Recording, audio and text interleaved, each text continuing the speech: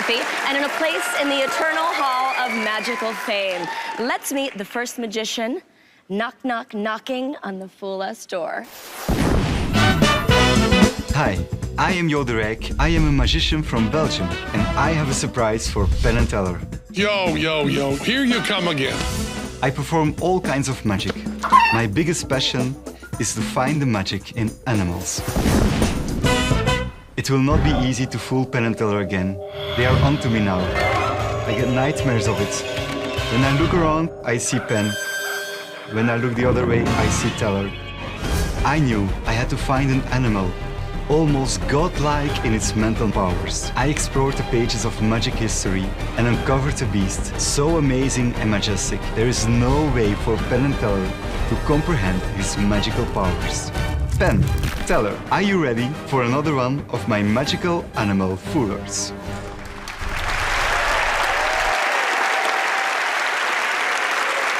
He's fooled them with his chicken. He fooled them with his snake. Please welcome a new creature along with two-time fooler, Jo De Rijck. Thank you. I am world-famous archaeologist Indiana Joe. Just back from an expedition to Egypt.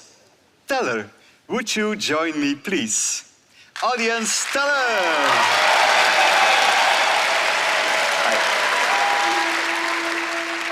Teller, safety first.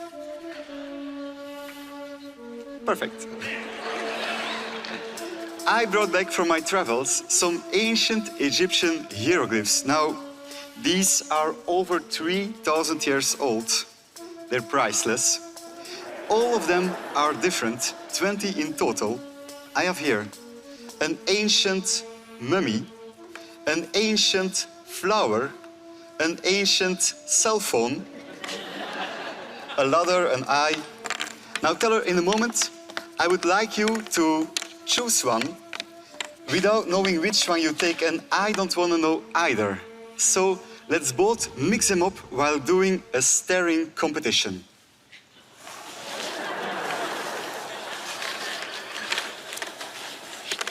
Can I say you have beautiful eyes? I think they're completely mixed. Is that fair? Perfect. Okay. Now, Teller, I would like you to pick anyone you like, place it in the middle, and then cover it with your head. Go ahead.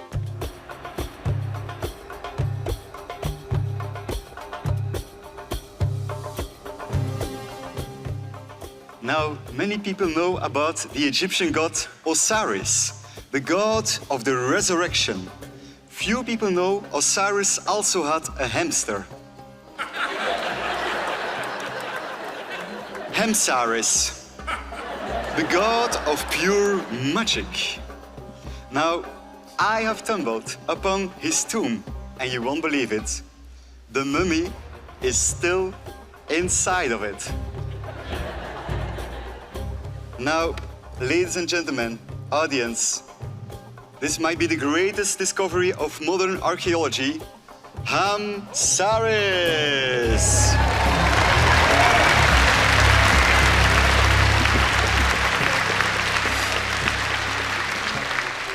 According to an old legend, when Hamsaris rests in peace and you sing the ancient song, Hari Wari, Hari Wari, Hari Wari, Bum, while doing the Egyptian dance, he comes back to life. Now, I know you cannot talk or sing right now, so audience, you can all join in. Everybody, Teller, Bruce, sing as loud as you can, dance as crazy as you can. Okay, everybody, there we go. Hari Wari, Hari Wari, Hari Wari, Bum. It worked. The ancient god of magic, Hamsaris.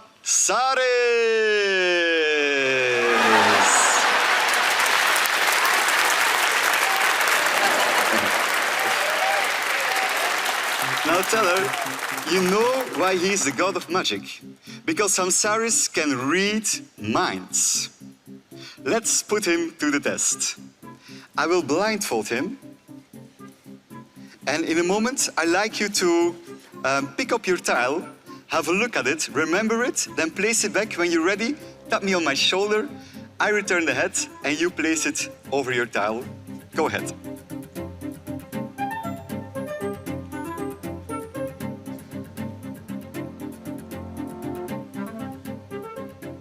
Now it is time for Hamsaris to read your mind. Let the thought of your hieroglyph rise to the top of your mind.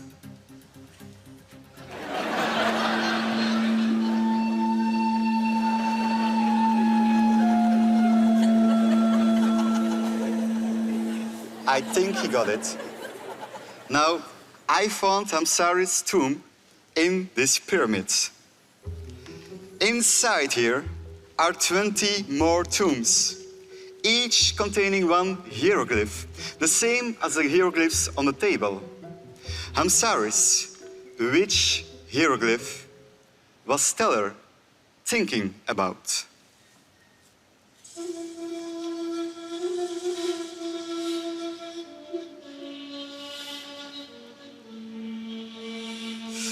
He made a clear choice. Now, Hamsaris, he could have picked just anyone. Teller, can you please show us what were you thinking about? A fish. If Hamsaris chooses a fish, he is truly the god of magic. A fish! Hamsaris!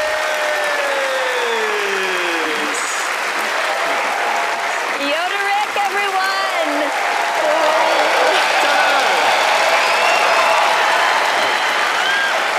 Wow. Is there any animal that you can't work with?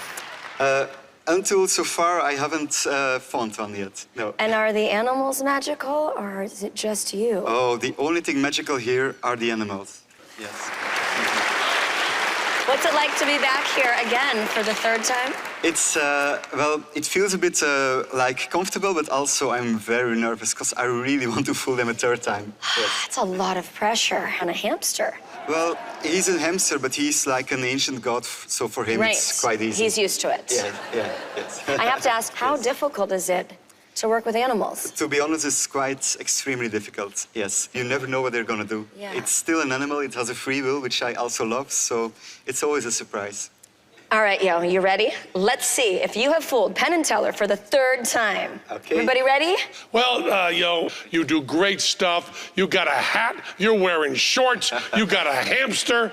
Gee, any one of those things another act would be happy with. We just love you. You had everybody dancing and singing. It's just a terrific, terrific act. And we love you as a performer. And we dislike you as a magician.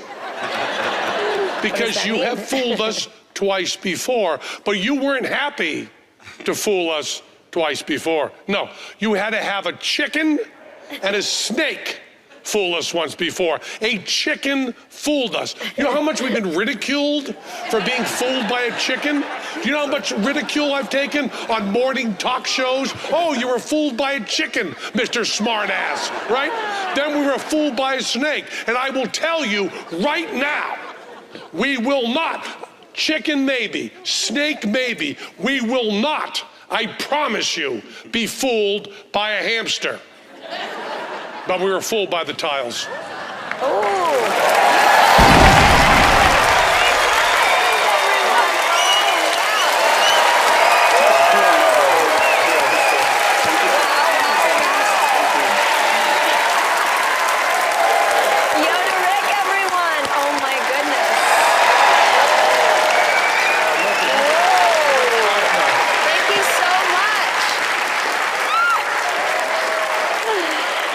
Just fooled Penn and Teller for the third time. See more phenomenal foolers when we return.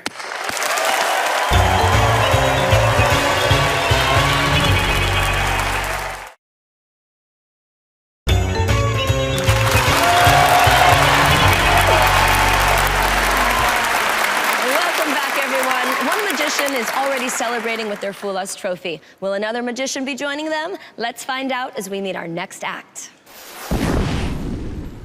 I am Adrian Vega and I have a magical family. My baby's first word was Papa. Her second word was Cartas. My wife was a little bit disappointed. My wife and I met when we were 18. I knew right away that I wanted her in my life.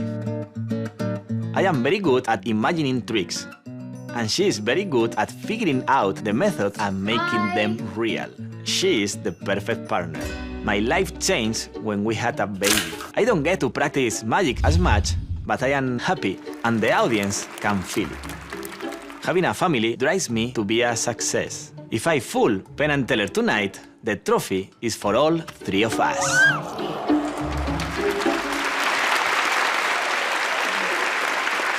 Get ready for some amazing card magic by Adrian Vega.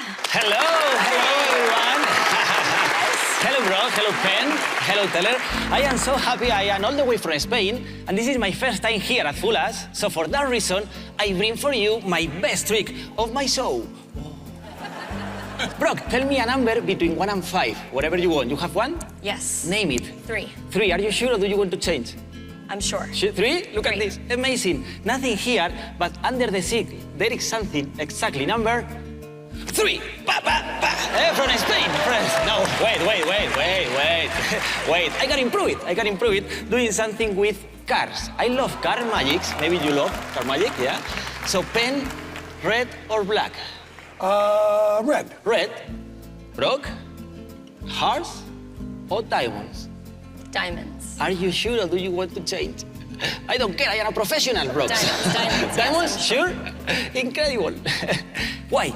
Because as you know, there are 52 different cards in one deck, right? But there is only one single card in my hand. And you said number 3, you said red, and you said diamonds. 3 of diamonds. I know this is crazy, but I love it. 3 of diamonds! Yeah. Amazing. But today I want to be honest with all of you, because magic is so amazing that you can get addicted to it. Yeah? And this is a problem because there are magicians that they are taking medication for this. Even the new deck of cards, they have a warning sign, because once you start playing with this, it's impossible to stop. And if you can see, look at this. Magic is addictive. I told you, it's real. And there is always one reason for this. There is always one card that makes magician crazy. The Joker.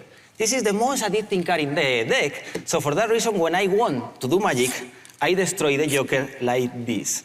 I try to keep it under my control inside to the card box, so we can hear it and we can watch it. So now I think I am ready to do my favorite card trick just with one card, okay? Of course, they are all different. So, Brock, tell me stop wherever you want. Stop. Stop there, sure? Yes. So 7 of hearts, really doesn't matter the card, The most important thing is now your name. So can you put your name on the... Wait. Too fast, maybe. I told you, it's difficult to control the Joker. So if the Joker is there, maybe here should be 7 of hearts. Yeah, it's weird. So put your name, my friend, put your name, and try to forget the Jokers, okay, for now? So better in the pocket. So just with the 7 of hearts, with the name of my friend. 7 of hearts, the only card in the world with your name, right? Yes. And with this card, I'm gonna show you the fastest trick in the history of magic. Only I have to shuffle real quick, like that. Only I have to cut real slow, and one card will fly from the deck to my hand, and that card is exactly the Joker. Sorry, but you already know what happened. So if the Joker is on the table, in my pocket should be one card, and that card should be exactly another Joker. What is that? Wait. Because these 2 Jokers, they're gonna help me to find one card from the middle to the deck, to the middle of the Jokers. Look, only one card between them. I don't want to touch. Can you show the card and show that? Now it's exactly, look, another freaking Joker. Take. Give it for me. Because look at this. Nothing in my hand, right? Nothing in my hand. But behind, look at this. Behind the Joker, there is another joker. It's a present for you. It's a present for you. Wait. I told you at the beginning, and I said that was very difficult to keep all these jokers under my control. And when I say all these jokers, I really mean all these jokers. This one, because now all the cards, they are joker, and of course, this is totally crazy, my friends. And of course, we will need the medication, and I have medication for everyone, so don't worry, I have medication for you, so don't get addicted, But, if I am honest, I told you at the beginning, and I said that I wanted to be honest, but I lied. Because, my friends, once you start playing with this craziness, once you start playing with magic, it's impossible to stop. And there is no cure for this. There is no medication for this. The only thing that we can do once we feel the magic is just keep enjoying the illusion of the impossible. The only way to take out this card is just destroying the reality. Destroying this bottle, my friend, just to keep this as a reminder of this crazy experience. Because, my friend, this is part of my magic, but also this is part of my life. 7 of... Ah, it's a present for you. Thank you, Penn. Thank you, Teller. Thank you so much, my friend. Thank you. Thank you. Wow. I'm genuinely fascinated watching all of these tricks. I'm learning so much on this show. Can you teach me something about magic? In my case, first you have to try to be an artist, an entertainer, try to entertain your audience, and then enjoy with the trick, no? Because if you are thinking only in the method, or only, oh, I have to hide this from the audience, you will not enjoy, no? You will not be happy. What made you want to become a magician? Being on stage and trying to amaze the audience, I discovered that was the best moment because I feel free. Because sometimes in your life, you are not as free as you want. No? Adrian, your trick was full of jokers. Yes. So let's see if you fooled them. Okay. Oh, Adrian, another Spaniard. Damn you all. Sorry. I gotta tell you, that is a perfect routine. It's just a perfect routine. What you want out of a magic is for it to be inevitable and surprising. If you just have surprise out of nowhere, it means nothing. If it's too inevitable without a surprise, it means nothing. You want to go right down the middle, so you set up the pill thing right at the beginning, so as soon as we see the pills, it's inevitable. But we didn't know they were going to be pills. It's that perfect way of structuring a routine. And just all your handling was so beautiful. And we have this, as you know, love-hate relationship with the Spanish magicians. And we are starting to learn a little bit about the way you bastards think. And that bottle thing is really wonderful. And if this were a court of law, we'd have to say your sleight of hand was wonderful, but the prosecution would have to rest because the evidence was destroyed. But the evidence was destroyed, and we know a little bit about what that evidence would be, and I think we snuck in a few things there. Once again, like your countrymen, just the greatest magicians in the world, but this time you didn't fool us. Next time, I bet you will. Yeah, thank you so much. Thanks so much. Thank you, people. Thank you. That secret language that only magicians understand makes sense. Yeah, I know, and they are the masters, so thank you. Thank you, Vega. Adrian Vega, everyone. Penn and Teller got that one, but they still have a few more magicians to bust before they perform tonight's finale, so stay close.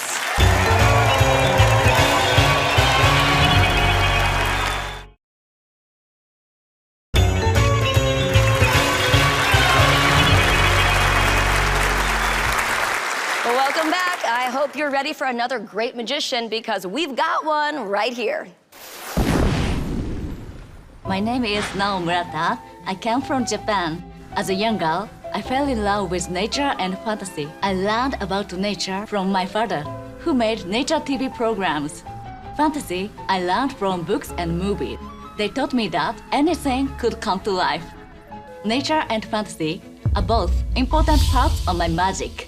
When you give life to object on stage, it becomes a reality to others in that wonderful shared moment. The act I'm performing tonight is very personal. It is the story of lost love. Technique is important in magic, but it is just as important to incorporate emotion and tell stories. That's something I'm trying to bring to my magic. Penn Teller, tonight I will weave a story for you that has a very happy ending for me.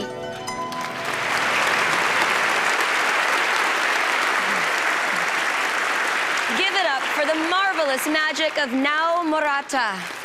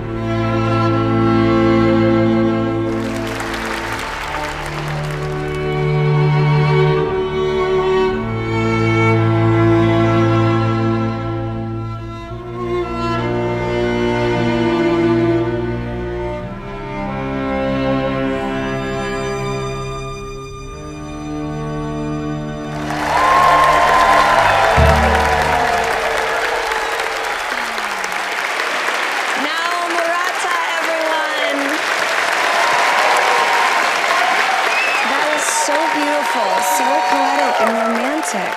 Is there some insight you can share with us?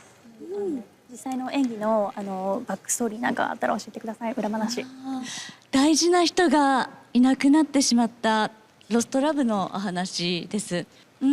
で、大事な人というのは恋人に限らず家族まで含めて本当に一人一人見てる人に思い浮かべてもらえたらいいなって思いながら作っています。You seem to treat the objects in this act as if they were a living person. Is that right? I'm really happy to hear it because it is what I want to do. Thank you. 実際にそこにいないけれど会いたい人ってきっと世界中皆さんとこにもいると思うんですね。そういう人と会えたらいいなっていうのが、それはきっとみんな世界共通の感覚なんじゃないかなっていうのが一番最初でした。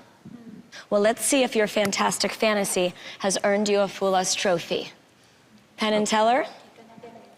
Now, what a beautiful routine. You know, there's this impossible thing to do in magic, and it's very hard to touch onto anything sentimental or romantic because the trickery gets in the way of that. They fight each other. The magician character is essentially a trickster, and the romantic character can't be that. So what you have to do is this beautiful thing where you're doing this phenomenal acting while doing this magical puppeteering. So your acting has to be from the heart, romantic, and really in the moment while you're doing sneaky stuff behind the scenes. And it means that most people that try to do romantic or sentimental with magic just fail because they're just not good enough actors. And your acting is really impeccable, really wonderful. And in all of that gentle storytelling, there were some really startling tricks. The production of the chair is beautiful, but also startling. And the disintegration of the notebook was also right within the story, but also very startling magically. So to have the romance and the magic layer one upon the other is just a beautiful thing. And the shadow thing at the end is beautiful. All of it was just wonderful. And as beautiful as it was, I don't think you fooled us, but boy, we've never seen that kind of romance and trickery go together with such harmony. Do they know how you did your magic? Yeah. I didn't know that magic could be so poetic and romantic. We really enjoyed that. We really felt you. Thank you so much. Yes. Thank you, Nao Murata, everyone. Thank you. Stick around. We have more magicians taking on Penn and Teller when we come back.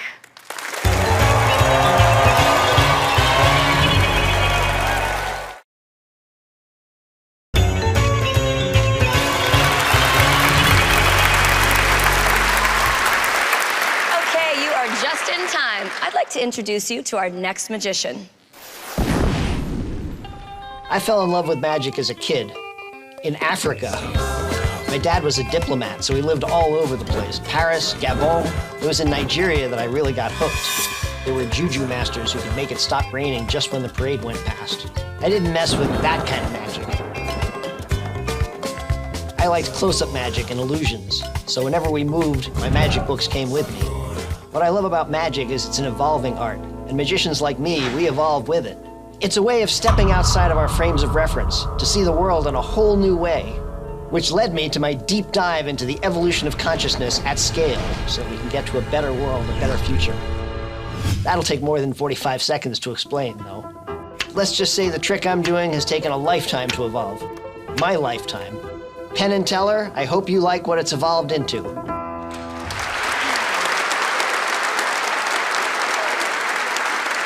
Let's take a magical trip with Jonathan Steigman.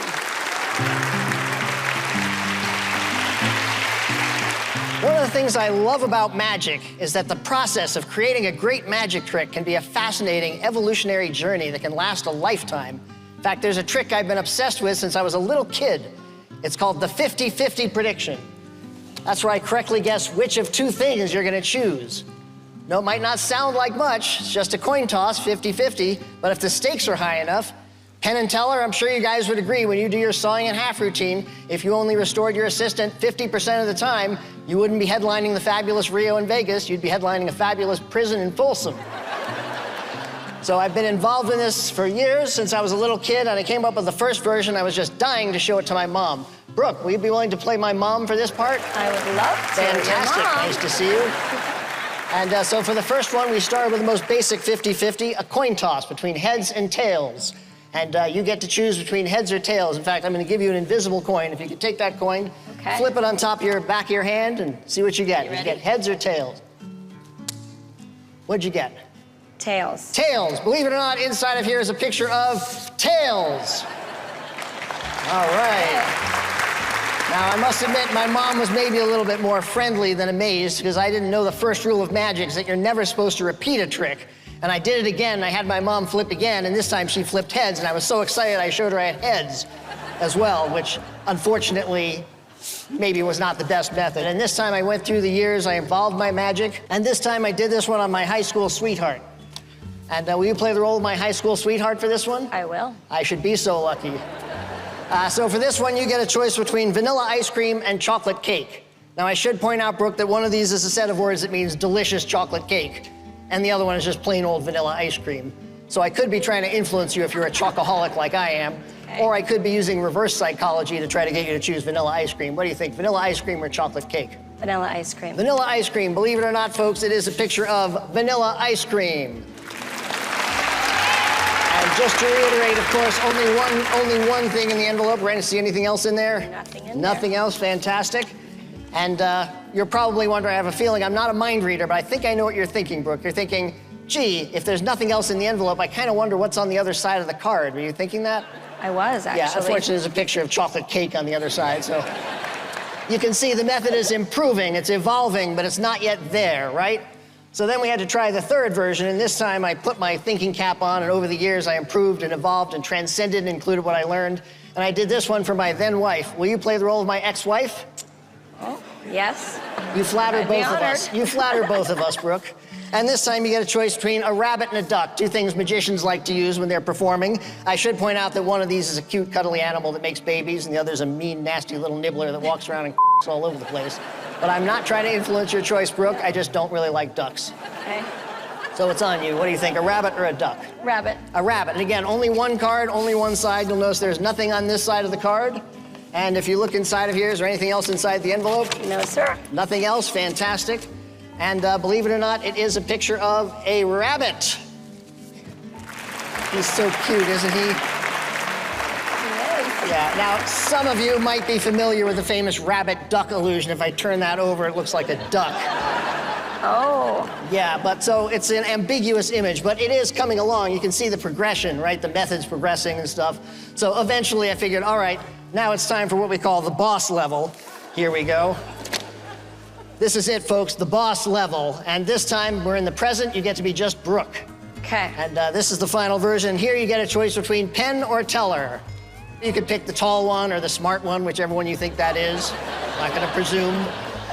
I can't win here. I can't win here. This could be some reverse psychology. Now, I should point out also, as these gentlemen would tell you, whenever a magician starts pattering on about reverse psychology and game theory, it's probably BS, and maybe it is. But at any rate, you get a choice between Penn or Teller. What do you think? Pen. Penn. And believe it or not, if we take a look inside the envelope here, it is a picture of Penn. All right. The perfect 50-50. And just to reiterate, do you see anything else inside the envelope? I do not. And if I take this picture of Penn and turn it upside down, does it look like a picture of Teller? No. No. And is there a picture of Teller on the back that you can see? No. No. Ladies and gentlemen, the perfect 50-50. But wait. Some of you are probably still skeptical. You're thinking, hey, wait a minute, maybe this guy just took a shot and got lucky in front of Penn and Teller on national television. Well, I wanted to make sure this is the boss level for you, Brooke. So before we even started here, I actually made a prediction. You will pick tails, vanilla ice cream, rabbit, and Penn. Right That, folks, Ladies is the and boss gentlemen, level. Jonathan Steigman. Wow. How long have you been doing magic? I can't tell you because I'm obviously not old enough to have been doing magic as long as I've been doing magic. Oh, okay. Does that mean you were doing womb magic, No, or it's what like do you mean? I'm on like a 50-year journey into magic now. Amazing. So, yeah. What's your favorite thing about magic? My favorite thing about magic is just use technology to simulate the impossible. If someone says they do the impossible, they're lying, because once they do it, by definition, it's not impossible. In fact, a physicist once told me that if given enough time, nothing is impossible. Things are merely improbable. But since I don't have till the heat death of the universe to create those, I have to do the improbable. I have to simulate it. So I simulate the improbable for people. Did everybody follow that? Jonathan, the way I see it, you've got a 50-50 chance of fooling them. Let's flip that coin. Penn and Teller? Hey, how you doing, Jonathan? Very well, thank you. That's a really nice routine. One of the things that's great about it is that you do the 50-50 and then compound that into something that's not an easy guess that really is amazing. But I noticed in your package, you're really interested in expanding consciousness and so on. And you know that Timothy Leary, I don't want to get too much into talking about acid, but he would talk about having one envelope that we live in, and there being a secondary envelope outside of that that was the expanded consciousness. Oh, yes. And one of the things this does, it uses that expanded consciousness to see how the forking paths can end up at many, many different endings. Know what I'm talking about? So, we love the routine, but we don't think you fooled us. I don't either, but it's been an honor to be here, my friends. Thank you so much. Thank you. Thanks very much. Jonathan Steigman, everyone. Thank you, everybody. Thank you so much. We're taking a quick break, and you can too, but don't go far because we'll be right back.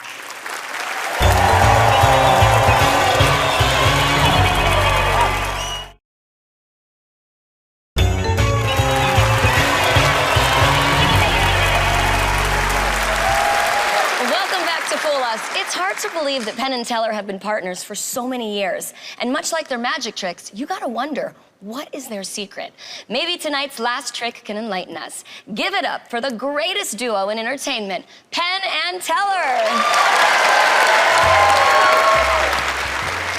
We have been business partners for 48 years. And people ask us how we split up things. And whether it's money or it's work or it's assets, we split everything 50-50. We'll just use an example. If Teller had like 1, 2, 3, 4, 5, 6 of anything, no matter what it is, well, he would give me 1, 2, 3. So then it's really even because then I have 1, 2, 3, and he has 1, 2, 3, 4, 5, 6.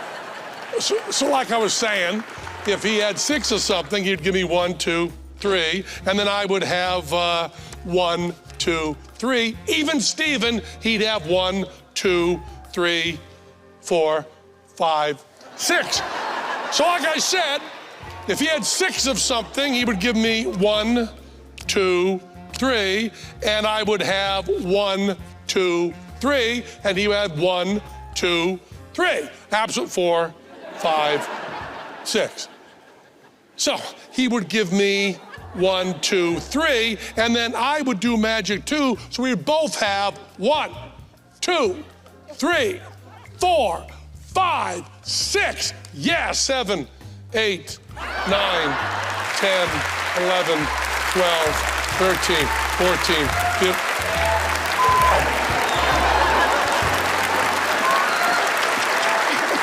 Thank you, Penn and Teller, and thanks to all of tonight's performers. We'll see you next time. Good night, everyone, from Las Vegas.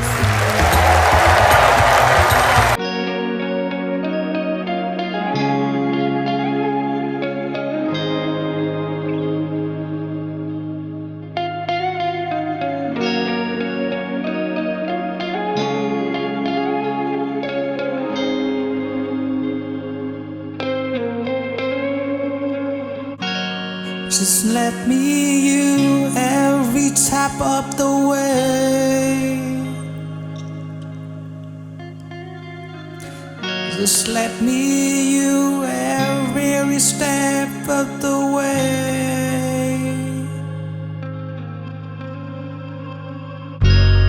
I light away with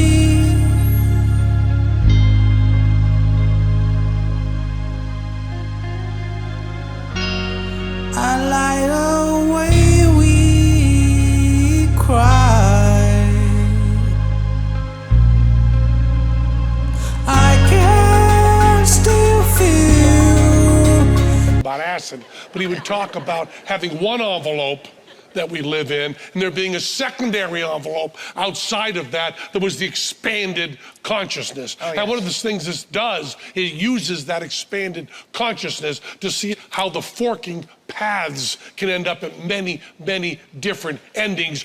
Know what I'm talking about? So, we love the routine, but we don't think you fooled us. I don't either, but it's been an honor to be here, my friends. Thank you so much. Thank you. Thanks very much. Jonathan Steigman, everyone. Thank you, everybody. Thank you so much. We're taking a quick break, and you can too, but don't go far because we'll be right back.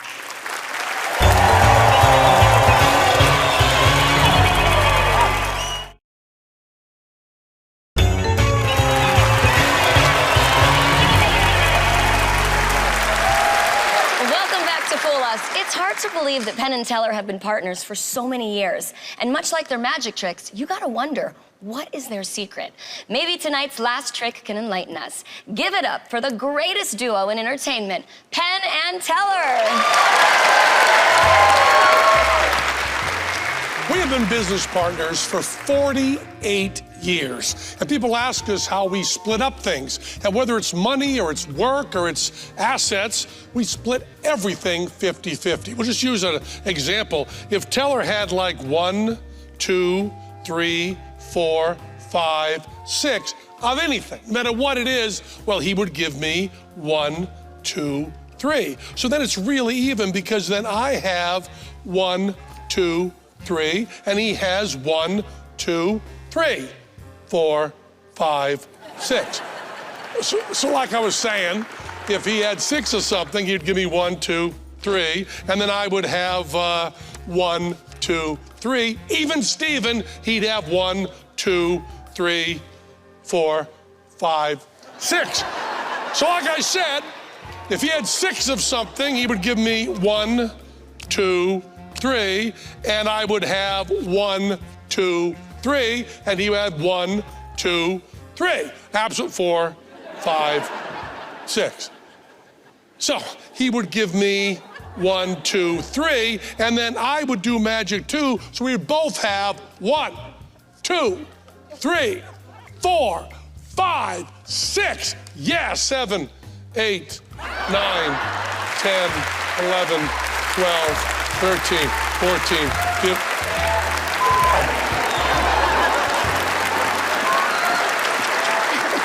Thank you, Penn and Teller, and thanks to all of tonight's performers. We'll see you next time. Good night.